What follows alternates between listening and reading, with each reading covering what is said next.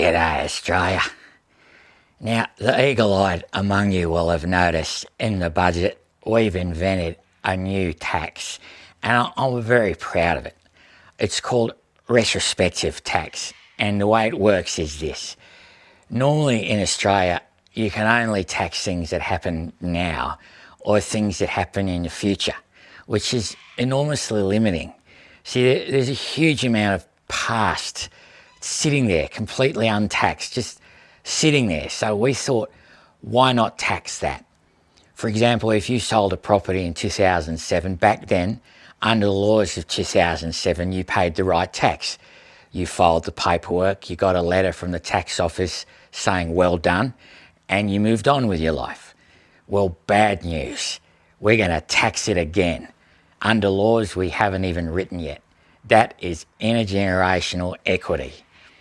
I know you think that sounds quite bad, but only if you've actually done things.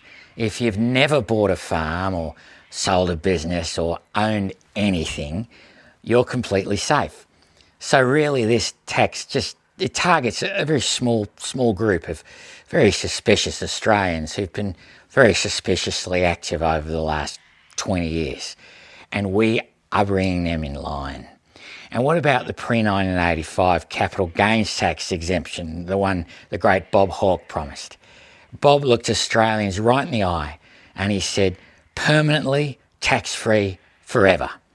Well, forever stops in July 2027. After that, forever is over. Naturally, and this goes without saying, we'd never apply retrospective tax to a gas company. Gas companies have what's called sovereign risk, you see. See, gas companies, they need legal stability, which means if you change the rules on them, they get angry and they want to leave. They go to Qatar. See, tradies in Wagga, they don't go to Qatar because Australians don't have sovereign risk. Australians just have risk, which is very different, very important, and cheaper, by the way. So really, we're protecting the investors who can afford to flee, and we're punishing hard-working Australians who can't, which is just good economics. And the rule of law in Australia has never been stronger, except for people who sold something in 2007. G'day, Australia.